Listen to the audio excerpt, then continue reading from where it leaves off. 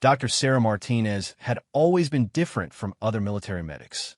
While her colleagues followed standard protocols, she pushed boundaries that made superior officers uncomfortable. Her unconventional methods during field operations in Afghanistan had earned her both praise from soldiers whose lives she saved and criticism from commanding officers who questioned her judgment. The whispers started after the incident in Kandahar 6 months earlier. A convoy had been hit by an improvised explosive device, leaving 4 soldiers critically wounded. Standard procedure called for immediate evacuation to the nearest field hospital, but Sarah made a decision that would haunt her career. She performed emergency surgery in a bombed-out building while enemy fire erupted around them. 2 soldiers survived because of her quick thinking, but the 3rd died during the risky procedure. Military investigators concluded that Sarah had violated protocol. Her medical license came under review, and rumors spread through the base that she was reckless, dangerous, and beyond help. Fellow medics avoided working with her, afraid that her reputation would damage their own careers. The psychological evaluation recommended immediate transfer to a desk job far from any combat zone.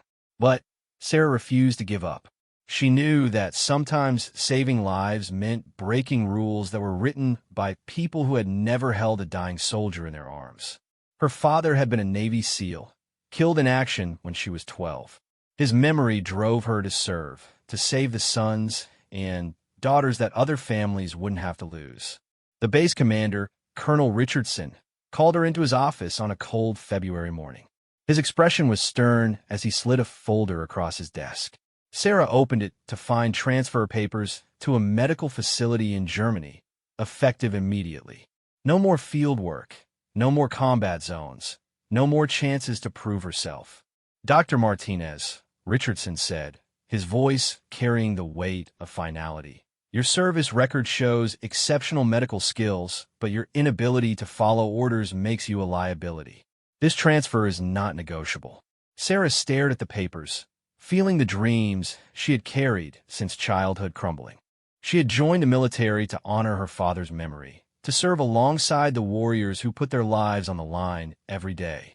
A desk job in Germany felt like exile, like admitting that everyone who called her reckless and dangerous was right. That evening, she sat in her quarters, packing the few personal belongings that had followed her through 3 deployments. A framed photo of her father in his SEAL uniform reminded her why she had chosen this path. She had wanted to be there for soldiers the way no one could be there for him. The other medics in her unit had already started treating her like she was gone. During dinner in the mess hall, conversations stopped when she approached. Her former partner, Lieutenant Johnson, avoided eye contact completely.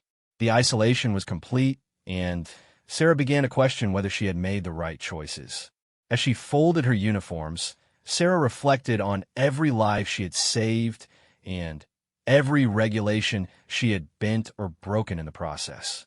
In civilian hospitals, doctors had the luxury of controlled environments, but in war zones, sometimes the only choice was between following rules and saving lives. She had always chosen life, even when it cost her everything else. The transfer flight was scheduled for the next morning. Sarah lay in her bunk, listening to the sounds of the base around her. Helicopters returning from missions, soldiers talking in the corridors, the distant sound of equipment being moved. These were the sounds of war, the sound she would leave behind forever. Sleep came fitfully, filled with dreams of her father and the soldiers she had saved. In her dreams, she was always running toward danger instead of away from it, always choosing the difficult path that led to life instead of the safe road that led to protocol and approval. Morning came too quickly, bringing with it the reality of her situation. Sarah dressed in her uniform for what she assumed would be the last time in a combat zone. She checked her medical bag one final time, ensuring that everything was in order for whoever would replace her. The base seemed different in the early morning light, as if she was already seeing it through the lens of memory rather than experience. Soldiers nodded as she passed, some with respect, others with the uncomfortable acknowledgement of someone who had fallen from grace. At the transportation depot, Sarah waited for the vehicle that would take her to the airfield. Her bags were packed, Her orders were clear, and her career as a combat medic was effectively over. She had been warned that her methods would eventually catch up with her, and now they had. But as she sat there, watching the sun rise over the Afghan mountains, Sarah Martinez had no idea that within hours, everything would change. The 3 SEALs who were about to cross her path would give her one final chance to prove that sometimes being beyond help is exactly what makes someone the right person to help others when no one else can. The explosion that changed everything happened at 0847 hours, just as Sarah was loading her gear into the transport vehicle. The ground shook beneath her feet, and a column of black smoke rose from the eastern perimeter of the base. Sirens immediately began wailing, and soldiers ran toward the source of the blast. Sarah's instincts kicked in before her brain could process what was happening.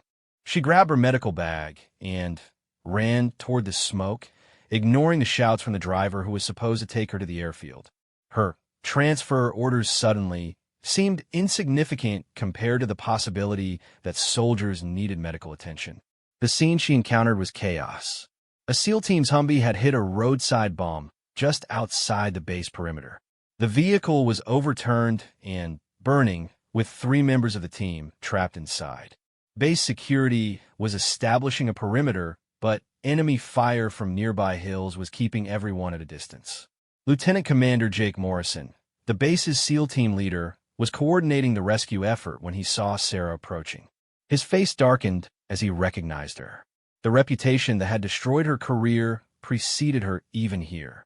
"Dr. Martinez, you need to get back to the transport area," Morrison ordered sharply. "This is not your operation anymore." Sarah could see the trapped SEALs through the smoke and flames. One was unconscious, hanging upside down from his harness. Another was clearly in pain, trying to free his leg from twisted metal. The third was attempting to help his teammates while blood streamed down his face from a head wound. "Those men need immediate medical attention," Sarah said, checking her equipment. "Every minute we wait increases the risk of losing them." Morrison shook his head firmly. "We have other medics coming. You're off duty, Doctor. Your transfer orders are effective immediately." But Sarah was already studying the tactical situation. The enemy fire was coming from elevated positions about 300 meters away. Standard rescue protocol would require suppressive fire and armored vehicle support, which could take 20 minutes to organize. The burning Humvee didn't have 20 minutes. She noticed something that the others had missed. A dry drainage canal ran along the road, providing cover for most of the distance to the burning vehicle. It would be dangerous, requiring her to approach alone while exposed to enemy fire for the final 50 meters, but it was possible. "Sir, with respect, those SEALs will be dead by the time backup arrives," Sarah said, slinging her medical bag across her shoulder. "I can reach them using the drainage canal for cover." Morrison grabbed her arm as she started to move. "Absolutely not. You're not authorized for this operation, and your methods have already been deemed reckless by command. I won't have you making this situation worse." Sarah looked at the burning vehicle, then back at Morrison. She understood his position, understood the regulations that bound him, understood the concerns about her reputation. But she also understood that following orders right now meant watching 3 warriors die. "Lieutenant Commander, my father was a SEAL," she said quietly. "He died because no one could get to him in time. I won't let that happen to your men, regardless of what my service record says." Before Morrison could respond, Sarah was moving. She slipped down into the drainage canal and began making her way toward the burning Humvee. Behind her, she could hear Morrison shouting orders, probably calling for someone to stop her, but she didn't look back. The canal provided good cover for the first 250 meters, but as she got closer to the vehicle, the protection diminished. Enemy fire was intensifying, and she could hear bullets striking the ground around the Humvee. The SEALs inside were running out of time. Sarah reached the end of the useful cover and assessed her options. 50 meters of open ground separated her from the trapped soldiers. 50 meters where she would be completely exposed to enemy fire. 50 meters that would determine whether her career ended in disgrace or redemption. She checked her medical supplies one more time ensuring that everything she needed for emergency treatment was easily accessible.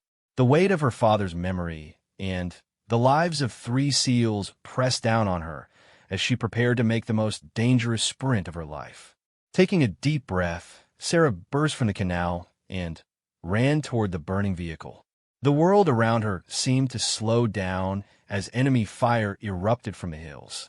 Dust kicked up where bullets hit the ground near her feet, and she could hear the sharp crack of rounds passing close to her head. 20 meters from the Humvee, she felt a bullet tug at her sleeve. 30 meters, and another round sparked off a piece of debris next to her. 40 meters, and she could hear one of the SEALs inside shouting instructions to his teammates. At 50 meters, Sarah dove behind the overturned vehicle just as a burst of automatic fire chewed up the ground where she had been running. Her heart was pounding, but she was alive and in position to help. The real work was about to begin. Inside the Humvee, she could see the extent of the injuries. Petty Officer Davis was unconscious with a severe head trauma. Petty Officer Thompson had a compound fracture of his right leg and was losing blood fast. Petty Officer Rodriguez had multiple lacerations and was struggling to maintain consciousness while trying to help his teammates. "Ma'am, you shouldn't be here," Rodriguez said through gritted teeth as Sarah began assessing their conditions. "This area is too hot for medical personnel." Sarah was already working on Thompson's leg, applying a tourniquet to stop the bleeding. "Petty Officer, I'm exactly where I need to be," she replied calmly. "Now let me do my job so you can get back to doing yours." The flames from the engine compartment were getting closer, and the smoke was becoming thicker. Sarah realized that she had perhaps 10 minutes before the fire reached the fuel tank. 10 minutes to stabilize 3 seriously injured SEALs and figure out how to get them all to safety while under enemy fire. As she worked, Sarah heard Morrison's voice over the radio, coordinating the rescue effort. Backup was still 15 minutes away, and the enemy fire was preventing any immediate assistance. She was on her own, just as she had been in Kandahar, just as she always seemed to be when lives were on the line. Working inside, the overturned Humvee was like performing surgery in hell. The smoke burned Sarah's eyes and throat, making every breath a struggle. The vehicle's interior was a twisted maze of metal and equipment, with barely enough room to maneuver around the injured SEALs. Enemy fire continued to pepper the area, with bullets occasionally striking the vehicle's armor with metallic pings. Sarah focused on Petty Officer Thompson first, as his compound fracture was causing the most immediate blood loss. The broken bone had punctured through the skin of his thigh, and traditional splinting wasn't possible in the cramped space. She needed to stop the bleeding and immobilize the leg using whatever material she could find. "Thompson, I need you to stay with me," Sarah said as she worked. "Tell me about your family." "2 kids," Thompson gasped through the pain. "Boy and girl. Wife's name is Jennifer." Sarah continued applying pressure to the wound while searching through the vehicle's equipment. She found a tactical radio antenna that could serve as a splint and began fashioning an improvised brace. "What are their names?" "Michael and Katie," Thompson replied, his voice getting weaker. "Michael just turned 8. Wants to be a SEAL like his dad." The personal details helped keep Thompson conscious while Sarah worked. She had learned early in her career that talking to patients wasn't just about gathering medical information. It was about keeping their minds engaged and their spirits fighting. Davis remained unconscious, and Sarah was deeply concerned about the head trauma. Without proper diagnostic equipment, she couldn't determine the extent of internal bleeding or brain swelling. She checked his pupils with a small flashlight and found one was significantly more dilated than the other, a sign of serious brain injury. Rodriguez was trying to help despite his own injuries, holding pressure on a deep cut on Thompson's arm while Sarah worked on the leg. "Doc, the fuel tank is right above us," he said quietly. "If this fire spreads..." Sarah nodded grimly. She had already noticed the smell of fuel getting stronger. The vehicle's position made evacuation extremely difficult. They were on the downhill side, meaning the 3 SEALs would have to be lifted up and out while exposed to enemy fire. "Rodriguez, can you move your left arm?" Sarah asked while continuing to work on Thompson's splint. He tried to lift it and winced in pain. Something's wrong with my shoulder. Can't get much strength in it. Sarah quickly examined the shoulder and determined it was dislocated. In normal circumstances, she would sedate the patient before attempting to relocate it, but sedation wasn't an option with enemy fire and the need for Rodriguez to remain alert. This is going to hurt, she warned him, positioning her hands carefully. On 3. 1, 2. She relocated the shoulder on 2, a technique she had learned from an old army surgeon. Rodriguez bit back a scream, but his arm function improved immediately. Why didn't you count to 3? He asked through gritted teeth. Because nobody ever expects it on 2, Sarah replied, already moving back to check on Davis. The unconscious SEAL's condition was deteriorating. His breathing was becoming shallow and irregular, signs that the pressure in his skull might be increasing. Sarah made a decision that she knew would be controversial. She was going to perform an emergency procedure to relieve the pressure. Using a small scalpel from her medical kit, she made a careful incision in Davis's scalp. The procedure was risky under the best circumstances, but in a burning vehicle under enemy fire, it was almost unthinkable. Rodriguez watched in amazement as Sarah worked with steady hands despite the chaos around them. "Ma'am, I've never seen anything like this," Rodriguez said. "Most medics would have called for evacuation and waited. Most medics haven't lost someone because help couldn't arrive in time," Sarah replied, continuing her delicate work. As she worked, Sarah could hear the rescue operation developing outside. Morrison was coordinating suppressive fire to clear the enemy positions, while other team members were preparing equipment for evacuation.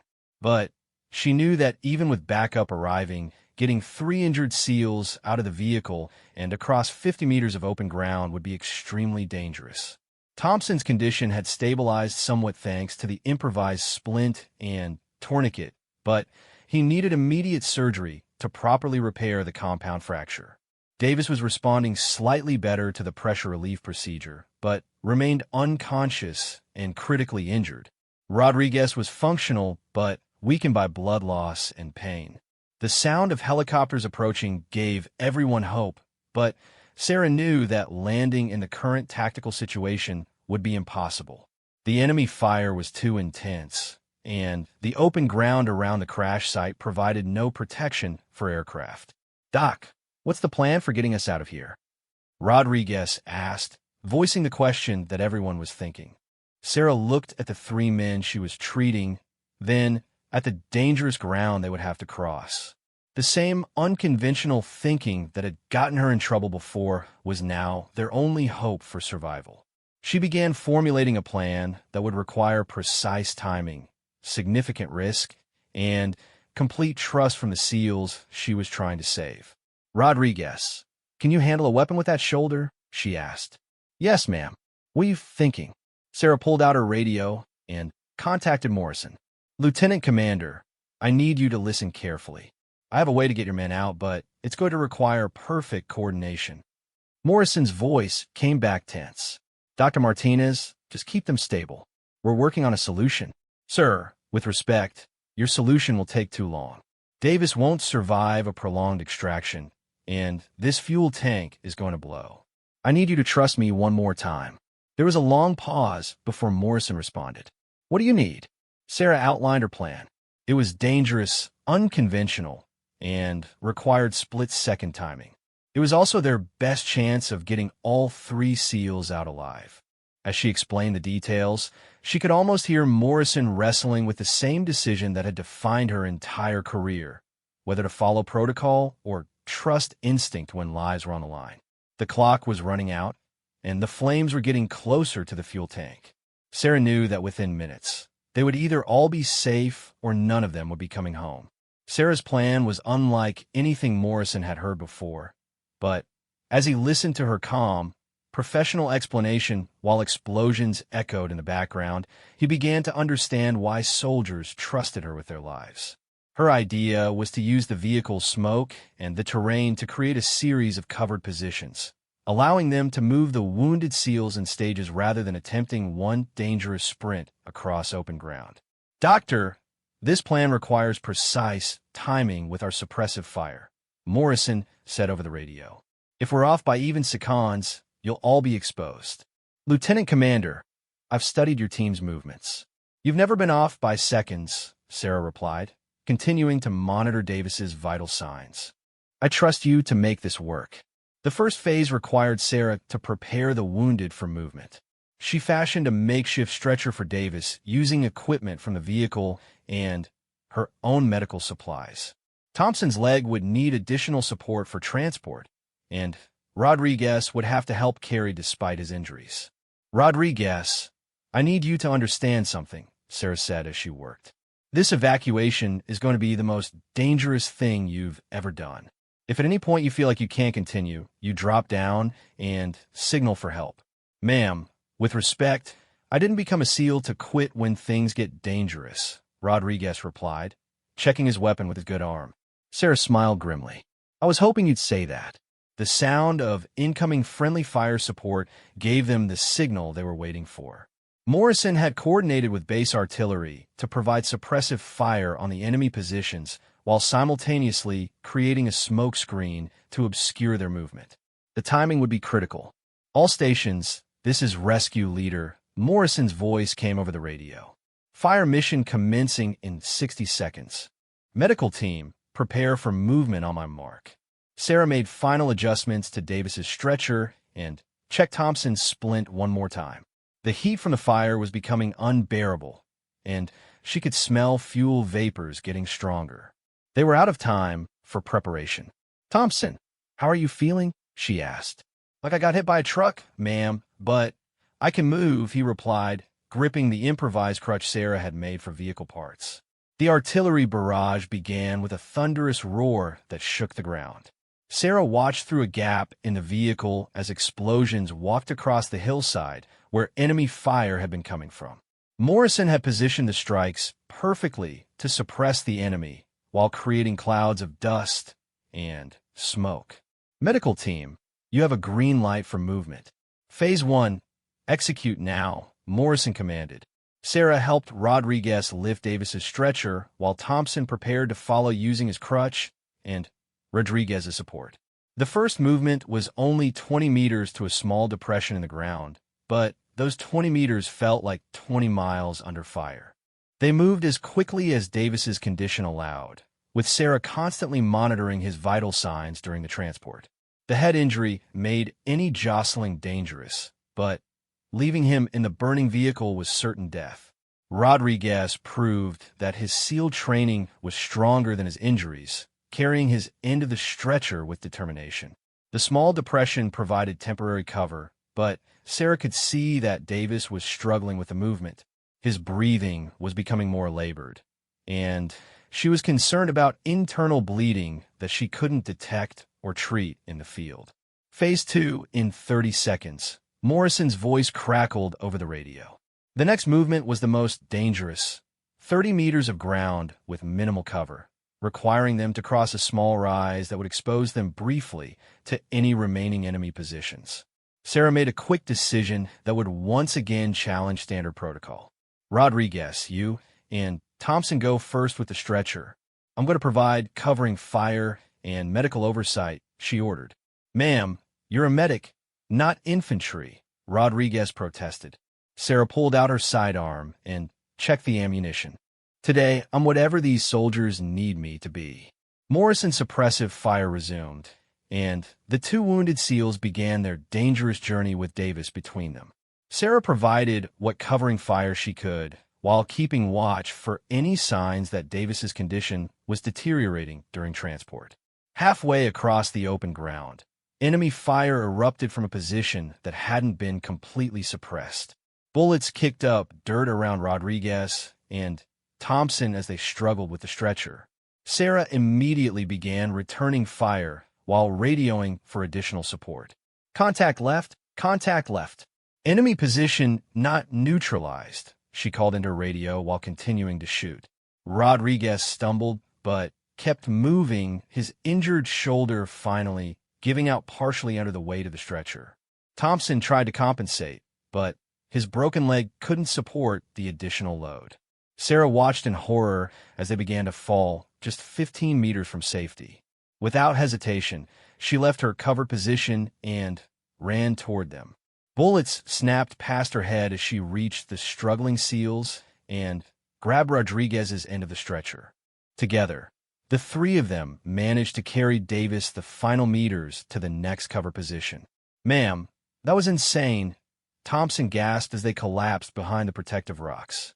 "That was Tuesday," Sarah replied, immediately checking Davis's condition after the rough transport. Morrison's voice came over the radio with urgency. "Medical team, we have helicopters inbound for dust-off, but that last enemy position needs to be neutralized first. Can you hold position for 5 minutes?" Sarah looked at her patients. Davis was unconscious, but stable for the moment. Thompson was exhausted, but determined. Rodriguez was functioning despite his injuries. 5 minutes seemed like a lifetime, but they had come too far to quit now. "We can hold, Lieutenant Commander," she replied. "But get those helicopters here fast. Davis needs immediate surgery." As if in response to her words, the sound of approaching helicopters filled the air. Sarah knew that the next few minutes would determine whether her unconventional rescue plan would save 3 SEALs or cost them all their lives. The enemy position was still active. The fuel tank in the original vehicle was getting closer to explosion, and Davis's condition was deteriorating. But looking at the 3 warriors around her, Sarah felt the same determination that had driven her throughout her career. These men had trusted her with their lives, just as soldiers had always trusted her.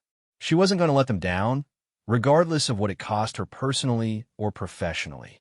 The helicopter's rotor wash created a whirlwind of dust and debris as it approached the landing zone. Sarah shielded Davis's face while maintaining pressure on his head wound, knowing that every second counted now.